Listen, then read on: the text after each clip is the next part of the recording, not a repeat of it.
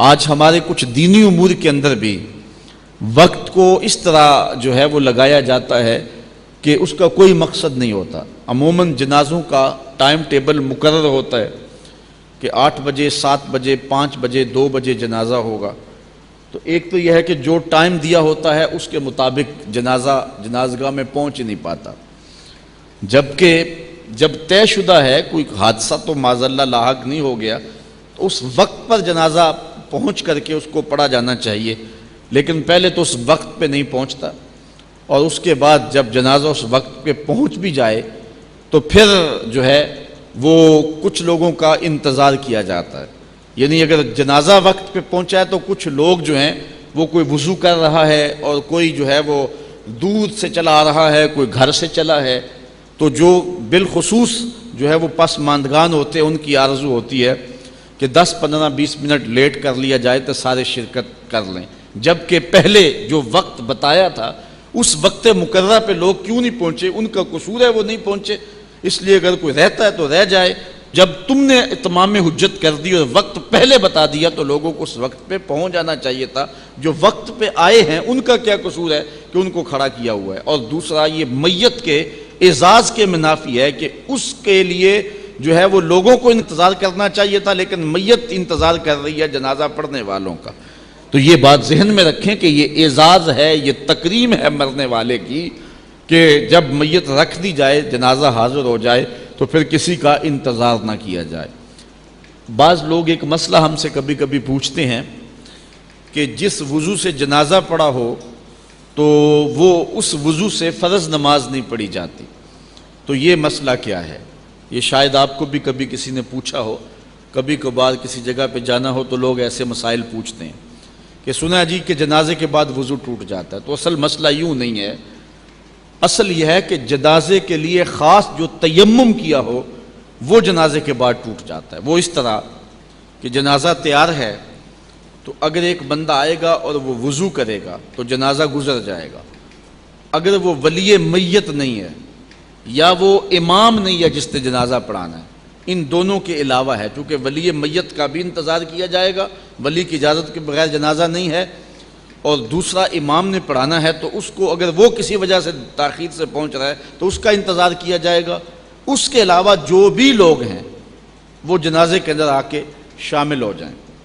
اچھا، اگر وقت اتنا نہیں ہے کہ وضو کرنے گئے تو جنازہ نکل جائے گا، یا تو پھر وہ انتظار کر رہے ہیں جس طرح کہ آج کل رواج ہے، تو یا پھر یہ بغیر وضو کے شامل ہو جائے، بغیر وضو کے جنازہ نہیں ہوگا۔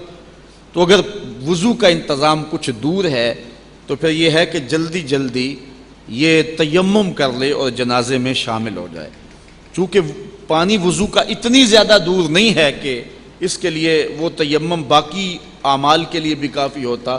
جو ہی جنازہ پڑھ لیا تو اس کا یہ تیمم ٹوٹ جائے گا، کیونکہ ایک خاص مقصد کے لیے جو ہے وہ اس نے تیمم کیا تھا۔ تو یہ جو مسئلہ ہے کہ وہ ٹوٹ جاتا ہے، اس وضو سے نہیں پڑھا جاتا، وہ وضو نہیں ہے بلکہ وہ یہ تیمم ہے، اور یہ میت کا اکرام ہے، میت کی تکریم ہے کہ اس کے لیے کسی کا انتظار جو ہے وہ نہ کیا جائے، جب جنازہ آ جائے تو فوراً جنازہ پڑھ لیا جائے، تاکہ جو لوگ آئے ہیں اپنے وقت کے مطابق آئیں اور اپنے وقت کے مطابق جائیں۔ میں یہاں وقت کے حوالے سے ایک اور بات کرنا چاہتا ہوں، وہ یہ کہ نماز جمعہ اور نماز ظہر یہ دونوں ایک وقت میں ہیں۔ جس دن نماز جمعہ ہوگی تو ظہر کی جگہ پہ جمعہ رکھی گئی ہے، تو جن کے اوپر جمعہ واجب ہے وہ ظہر نہیں پڑھیں گے، اور جو ظہر پڑھیں گے ان کے اوپر جو ہے وہ جمعہ واجب نہیں، تبھی وہ ظہر پڑھیں گے۔ تو جمعہ ظہر کی جگہ پہ رکھا گیا۔ لیکن میں آپ سے اتنا پوچھتا ہوں کہ ظہر زیادہ اہم ہے یا نماز جمعہ زیادہ اہم ہے؟ تو سب کہیں گے کہ نماز جمعہ زیادہ اہم ہے۔ تو ظہر کی فرض رکھتے کتنی ہیں؟ 4، اور جو جمعے کی فرض رکھتے ہیں وہ کتنی ہیں؟ 2۔ تو اہم زیادہ جمعہ ہے، لیکن جمعے کی رکعتیں 2 ہیں اور ظہر کی رکعتیں 4 ہیں۔ تو اس کی 2 رکعتیں کم کیوں ہیں؟ اس لیے کہ 2 رکعتوں کی جگہ خطبہ آ گیا، جمعے میں خطبہ جو ہے وہ شامل ہو گیا، لہٰذا خطبہ آ گیا تو اللہ کے دین کا جو نظام ہے وہ وقت کی قدر سے کھاتا ہے۔ اللہ تعالیٰ نے فرائض میں تخفیف کر دی کہ 4 کی جگہ 2 رکعت تم جو ہے وہ پڑھ لو، چونکہ 2 رکعت کی جگہ تمہیں خطبہ سننا پڑے گا۔ یہ ہے اسلام کا دیا ہوا نظام کہ لوگوں کے وقت کا اسلام نے اتنا لحاظ اور خیال رکھا ہے۔ اب وہ لوگ جو منبر و محراب کے وارث ہیں اور اسلام کی ان بنیادی قدروں کو نہیں جانتے، وہ اس وقت جو حال کر رہے ہیں آنے والوں کا، وہ بھی کسی سے مخفی نہیں ہے۔ صبح 7 بجے کل شریف کا ختم ہوگا، یہ اعلان ہوتا ہے۔ 8 بجے دفتر جانا ہے، 7:30 بجے کسی سے وعدہ کیا ہے، کاروبار پہ جانا ہے، دکان کھولنی ہے، کہا جی 7 بجے پروگرام ہے، چلو میں دعا میں شامل ہو کے آ جاؤں۔ اب چاہیے کہ 7 بجے فارغ ہو جائیں، جس نے 7:30 بجے جانا ہے وہ بھی وقت پہ پہنچ جائے، جس نے 8 بجے جانا ہے وہ بھی اپنے حساب سے آیا ہے وقت پہ پہنچ جائے۔ لیکن 7:05 ہو گئے تو اب شمارے سمیٹے جا رہے ہیں۔ اب جو 7 بجے کے حساب سے آئے ہیں، اب معاملہ ایسا ہے صدمے کا، دکھ کا، کہ اب وہ درمیان سے اٹھ کے جا بھی نہیں سکتے، اور 7 بجے کا ٹائم دیا تھا ختم شریف کا، اور 7 بجے شمارے سمیٹے جا رہے ہیں۔ اب پہلے باقاعدہ تلاوت ہوئی، حالانکہ کوئی ضروری نہیں تھا کہ اس کے لیے کوئی تقریب منعقد کی جائے۔ پھر اس کے بعد جو ہے وہ نعت خوانی کا سلسلہ شروع ہوا۔ پھر نعت خواں بھی تو خیر سے اتنے آئے ہوئے ہوتے ہیں کہ جس کو ٹائم نہ دیں وہ ناراض ہو جاتا ہے۔